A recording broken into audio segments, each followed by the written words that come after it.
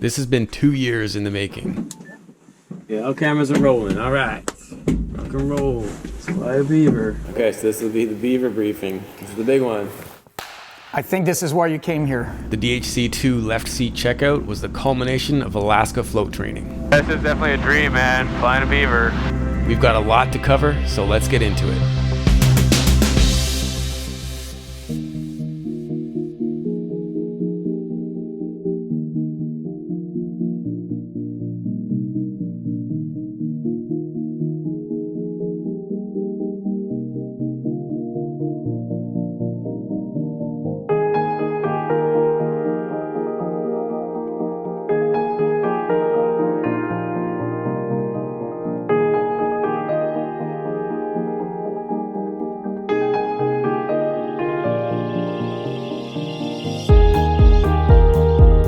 This is going to be a nerdy deep dive into the process of learning to fly a Canadian legend. Today's graduation ride, so we're going to be headed out to Rainy Pass Lodge. After all was said and done, I think I logged about 12 hours in the left seat flying with Martin. This episode will cover the first hour. It was amazing how intuitively this thing flew. What's your impression so far? Love it. It's not really too intimidating. Everything is light on the controls, predictable. Nice harmony. Probably you're going to wonder why we didn't start in the Beaver, because in some aspect it's going to be a lot easier than flying the other airplanes. I think you're right though, this thing is kind of easier to fly than the PA-12. There are several episodes from this series already published flying with Martin. He represents Apex, Alaska. The goal is to offer more than just a basic 5-hour float rating that you hang on your wall, and I'm really happy to help these guys promote this project. Anyway, let's get rid of the music so we can listen to the awesome sound of the engine. Love the sound of this thing, man. You never get tired of that song. Oh, it's a good song. Good Pregnant Witness song. The Beaver, obviously it was made by your wonderful country, but we like to refer to around here as the Big Cub. It carries a lot, simple systems, and that is why we're probably just going to be talking about two systems, the fuel and the flaps, because that's the major differences compared to the Cub. Obviously, many of you viewers say, well, there's a lot more. It's 48 feet wide, 32 feet long. You got to see on some of the landings we did on this aircraft, on the first one, second one, I think you said, you turn around, it's like, holy cow. At the end of the day, you might have been even shorter than the PA-12, and I can guarantee you some of the takeoffs were actually shorter than PA-12. And this is an amazing machine. You know, there's some pilots out there that say, wherever a Cub goes, I'll take a Beaver. So let's talk about the fuel. It's got 3 to 5 different tanks, depending on how you want to do it. So this is very critical because obviously this airplane has 3 separate tanks, and actually 4 and 5 if you count the wingtips. The best way to stay out of trouble is make sure we're pointing where the fuel selector is, the red handle, and what tank we're actually going to feed from. And this is a big got you, is the fuel selector, matching the fuel selector to the proper fuel tank. But there's a little language logic issue with the fuel selector. That's something that we'll show in the airplane. We have the front, which could make sense. Yeah. And then we have the rear, which in my case does not make sense, because the next one is called the middle. So this is where massive confusion can happen if you don't pause every time you're dealing with your fuel selection. And then to add to worse is the middle gauge refers to the center on the fuel selector. So again, we have a front, rear is actually all the way there with that white tip of the arrow, and then middle, which is on the bottom right, is there. Proper fuel burn, we like to go from the rear to the front, move the CG. The only caveat to that is if we're killing wing tank fuel, which we might be carrying here in the next few days, that feeds only in a forward tank. And we always want to get to tanks that are further away sooner, just to make sure they're available when we do need them. So in this case, we'll be feeding from the front tank, getting this down to probably half, maybe around 8 to 12 gallons. And then using the fuel selector above your head, we will feed the tank. It's gravity fed, so we have a choice between off, draining the right tank into the front tank, or draining the left tank into the front tank in case we have to balance. And then the top one, which is up there behind the handle, is both. And we will do that twice because if you remember, the wingtip tanks are actually larger than the quantity in the front tank. So if you leave that handle on after the front tank fills out, everything else goes overboard. And we don't really want to do that. All the fuel tanks, except the wingtips, are under the fuselage, which brings a great advantage when we're fueling an airplane, as you notice, climbing on a ladder with our Cubs. So you don't have to climb on the wing? No, everything is here. The only thing we have to climb on the wing are for the wing tanks, the wingtip tanks located on the other side. But we have a front, center, and a rear tank right from here, and each tank is located along the belly of the fuselage, right on the underfloor. So it makes it very simple, unlike our Cub, where you can notice being heavy on one wing and the other. This is all on the center of the aircraft. Some Beavers are equipped with an electric fuel pump as a backup to the engine-driven fuel pump. Our aircraft is equipped with a wobble pump. Actually requires a little bit of muscle to pressurize the fuel and take the fuel and pump it all the way up there. Moving that handle just barely. So that's one of the first steps we're going to do. How many shots? 4 good shots, and you tell me if you got a 4 good shot. Looks like that might have been your first good one. From there, it is tapped to go to the primer, just like on your T6. So once we have the lines pressurized, we'll go ahead and give it 4 to 5 shots of primer. Okay, one more good one I think is all we need. And we can't over-pressurize because you'll damage the seals. So we want to be right around 5 PSI. And down and lock, and that's critical because that'd be a bad day. All clear? And one hand on the start, you're going to run it 4 or 5 times, then you're going to hit the contact. Yeah. And then you're going to let it together for a little bit, and then you let go of everything. And then do we have to do anything with the throttle right No, away? we're not pumping. And So the stick is back? Yeah. So is this the way to do it? It feels pretty awkward. Okay, I'm going to hold starter, 3 blades, mags, and then keep everything. And then let go of when everything. I feel it fire. Yeah, well, before it fires. I'll tell you when to let go. Here we go. Contact! Let go. Just wait. Just wait. So now we're making sure we're not coming off the ramp. If we are, we gotta accelerate and get off because it's not gonna be good. I like to crack. We got some cylinders fired. Now we're waiting for everybody. We're waiting for the orchestra to come alive, and it's gonna be obvious when that happens. And here now it's a little bit better. Yeah. I like to do as much as I can here at low idle.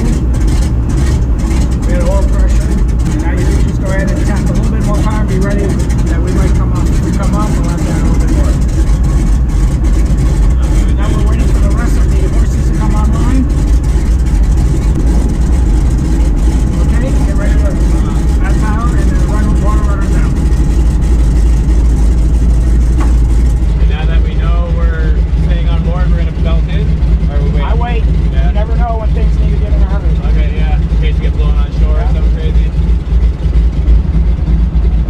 We're almost there now for a run up. We could go ahead and do a run up, so we always want to do it in the wind. Alright, so we'll just kind of point that way for a run up. So we're going to go ahead and full mixture.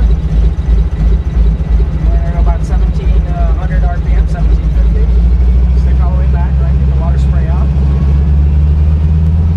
Right rudder, there you go. Cycle the propeller. All the way back.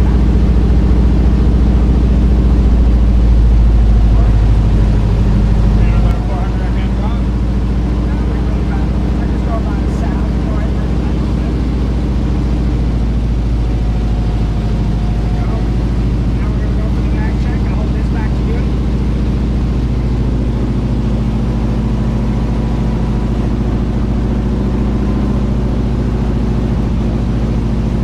Slowly back on the power.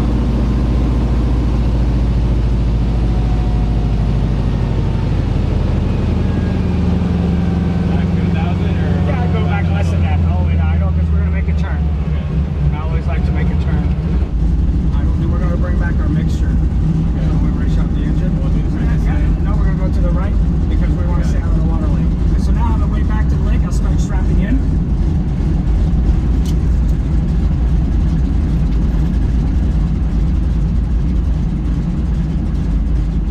Check 1, 2, you got me? Loud and clear. Love the sound of this thing, man. Okay, the next item on on the differences is the flaps. This aircraft really reacts to flaps, and you're going to see that right at the beginning of our operation. So it's pretty impressive. The flaps are operated hydraulically, and you and I being Mr. Hydraulics. So we have a hand pump located between the seats, and then we have a directional valve with a little trailing edge flap on the lever. When the lever is up and you start pumping, your flaps come up. If the lever is all the way down, you start pumping, the flaps come down. So there's actually a warning, because it's one of the gotchas on the Beaver, is if the flaps are out of up, in other words, on the way down, you want to leave the lever down. When you're ready to bring them up, you put the lever up and you start pumping the flaps up. And the reason, I've been told by old experienced Beaver pilots, is right after takeoff, obviously the flaps would be down, the flap handle would be down. Should you go and raise your flaps by accident and thinking that you were going to add some flaps and you take them out, that airplane will kind of fall out of the sky, and we're going to be experiencing that or demoing that portion. So it's better at that point to be realizing, ooh, I'm adding flaps, not retracting flaps, versus being in the other scenario. So now we're going to go ahead and add our takeoff flaps, and this is what trick of the trade. You can see where the ailerons are. So we're going to bring the ailerons this way, and we're going to match the flap to the ailerons that are going to be coming down. The other thing that happens with the flaps is we have ailerons, drooping ailerons. You tend to lose aileron effectiveness, because in max flaps we have max drooping aileron, and if we have any crosswinds, we lose effectivity of our ailerons, and probably not a good place to be unless the wind was right on the nose. So they do recommend never to use full flaps unless you absolutely need it. Bit more? When they match, like about there? About right there. That's, Yeah, so that's about right. No, we believe that? Yep, we don't need full takeoff today. Okay. So we'll go ahead and, even though our generator's not online, we can start turning our landing lights on. Not online because the RPM is low, you mean? Light instruments. Yeah, because we're on a low voltage. It's a generator, not an alternator, so it won't come up. I'll make sure on the front. So usually we'll be taking off on the rear, but today we're going to drop the front tank so we can test for our extended flight. You put fuel in the wing tanks? Not yet, but we're going to make room for it. I see, gotcha. Okay, so gas, undercarriage, we're going to get rid of the rudder pedals. You can do it now because we're turning into the wind, is that correct? So the wind's going to help us turn. Alright, mixture's going rich? Correct. Okay, Meadow Lakes traffic, Beaver 14 Hotel Alpha taking off, Meadow Lakes traffic. Here we go. Here we go, and he's out of the way. We're setting to 36 inches. Yeah. Just remember, it's going to creep your way there. And stop a little bit, let it build up. There we go.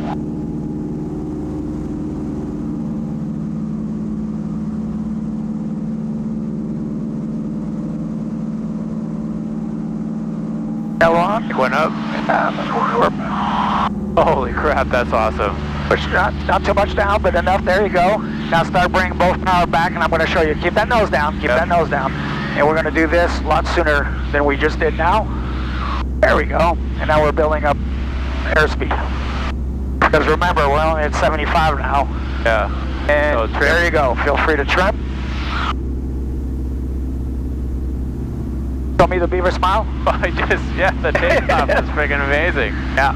Wow. Now for an airplane this big, it just floated. It's a big Cub. I'm going to bring the mixture just about, and I'll be managing that for a little while. So. Alright, and then we'll get flaps up or keep them inclined? Yeah, so now that we have altitude, we're going to do our flap demo. So if you made a mistake now and you forgot to select the flap selector, like now, let's just say you bring him. Now you're going to bring him down. You're going to see a difference. Go ahead. You're going to notice, oh, that's not what I wanted. Yeah, it's pushing, yeah. Okay, so now you've moved the lever the other way, and now you're going to see what happens. What could be bad? Ooh, you feel that sink? That was one pump. Yeah. Feel that second sink? Yeah. So if you did that too close to the ground, traffic at 11 o'clock. Beaver Hotel Alpha, go over to What do you want to do? 2895. Alright. Yeah, that's a set. So he's forming up on us? Okay. Go ahead, tell him. 2895, check for the Beaver. We flew to a glacier with Clint in his 180 in a previous episode. Let's go to 2,000 feet, get some air work. Leave the power where it is? Yeah, we'll get a good climb. We're climbing for 2,000, is that right? I'll just 2,000, 2,500. Alright, we're just climbing for 25 to do some air work. 25. Oh, make it 2? Oh, 25 is good. This is what would be fun, I guess, if he's with us. Is he just hanging out, just driving along? Driving around. Go along to the plant. I'll catch up with you guys later. Roger, thank you. Alright, we'll let him go. Here we go. Oh, that was a sick air shot.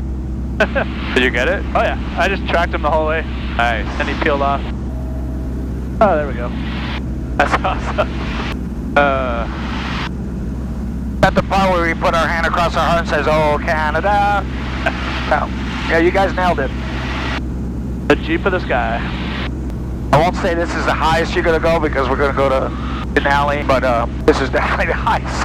I could go all year by a lot. The first real-world mission after the checkout was a big one. Because let's face it, this is a terrible idea for a weekend warrior floatplane pilot. And that's why we did it with local area expert supervision. Okay, so there's our altitude. Yeah. Go ahead and bring it back. 25. And 25, 26. Leave the RPM 17. Yeah, about there. Just leave it? I'll just leave it right there. It'll be good. About 2,000 here. So go ahead and trim, and I'll just let you do what you need to do like you fly every new airplane. You know, do standard turns. And what I'd like to show you, though, is after we add in a turn, just add a quarter push. And you just see how well it just sets in when you do some low altitude maneuvering. So start a turn and then put some flap in? Yeah, do a few turns, but on one of the last turns we're going to insert some flaps there, and you're going to see where I was talking about on the ground. So I'm just going to do a clearing turn just to see. Yeah, that's a very good idea. Safe to say we're the only ones up here, but A day like today in Alaska, we're not. up here this high, I mean? Oh, you'd be surprised. Somebody else. High is good. We like to go low because that means everybody else is either the same altitude or above us. Right now, it could be anywhere, right? That's why we tend to like to fly low. Less sky to look at. Okay, so start left. Steep turn to the left. Sounds good. Shout out to my buddy Jason Miller from the Finer Points, who taught me that regardless of the airplane, if you pick a specific point on the cowl, aim small, and look at where it intersects the horizon, you'll always nail your steep turns. Alright, so when I get on that heading, I'll just roll into it and Do anything you want to do, just as if you're getting comfortable with a new airplane. Okay, so there's the mountain, and we'll reverse it. It's Sleeping Lady. Yes, we will. And it's good on the other side. I just needed to do a better job keeping this thing coordinated, but I think it's cool how quickly Martin noticed. We'll slow traffic, Cessna 81 Alpha, or 5 miles to the south. Here we keep that ball in the middle. You're going to the right, big motor, not as big as the one you flew. Martin's talking about the T6 Harvard, which I just learned how to fly, and that airplane has the big version of the Pratt & Whitney that the Beaver has. I did a better job keeping the ball in the middle on this second turn. Yeah, that's nice. Held the altitude pretty nicely. Yeah, once you correct it, then there's nothing I could tell you as a pilot. You just have to do it and figure out. You know what to do. Yeah. And that's why I kind of say just those are warm-up maneuvers, and there you go. When you level off, it's probably a good idea to get rid of the trim. Hands off. A lot more rudder required on right turn and left turn. Right. Same thing on the water.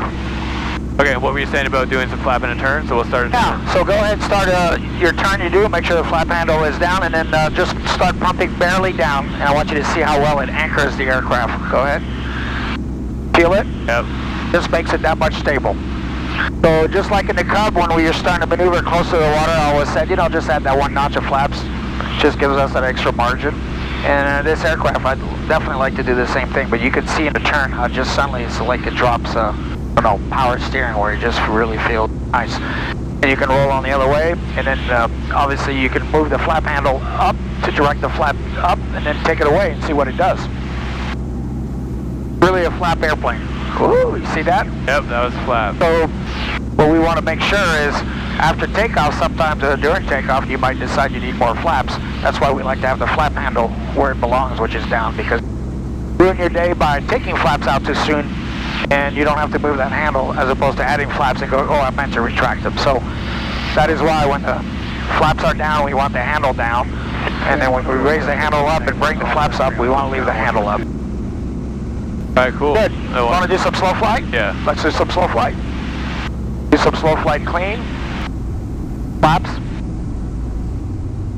What do we want to be at for slow flight? Just wherever you want to go, and then you're doing it clean now, and if you want to start adding flaps when you get there, just to see how well it reacts, I'm just going to let you get comfortable with the airplane. Probably 50 or so. It's pretty mushy now. Pretty much, right? Yeah. So okay, so do me a favor, start adding some flaps and just see what happens. And one slow traffic, 81. Like we dropped an anchor, very stable, huh? Right. Yeah. Hey, John.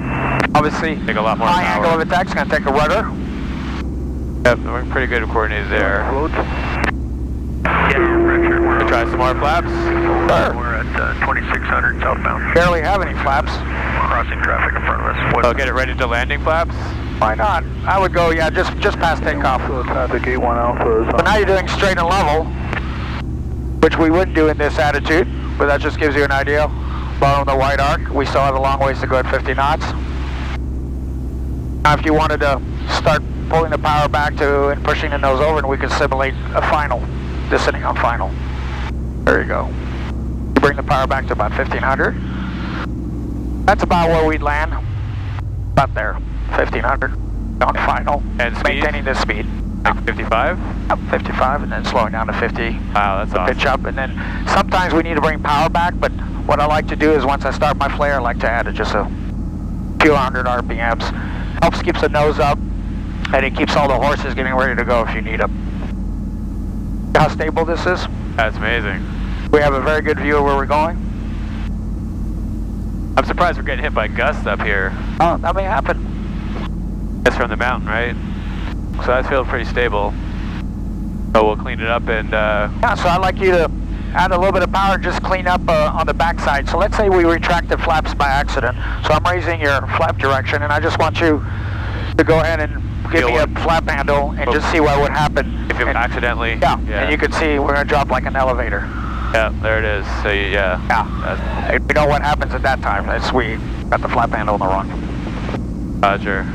Okay, you can go ahead and recover. So put the horses back into work.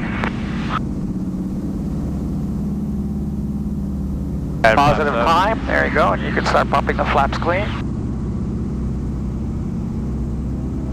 So it's a very flap-sensitive airplane.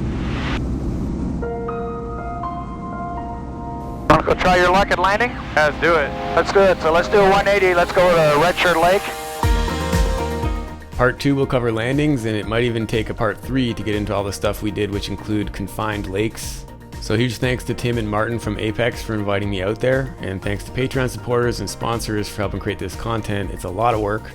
The Patreon supporters actually get a bunch of exclusive stuff because I've had so much material to go through for this project. There's currently several raw uncut versions of things such as the Beaver cockpit briefing, the entire thing, and a couple of raw uncut flights as I'm logging and syncing them. It's a great place to share them, and I often get good feedback as far as what I should include in the public episodes. There's actually about 50 raw exclusive things available to supporters. So I'm grateful to the community for helping be a part of this. It really is all about you guys, what I'm able to do and share. So until next time, keep your flight chops sharp.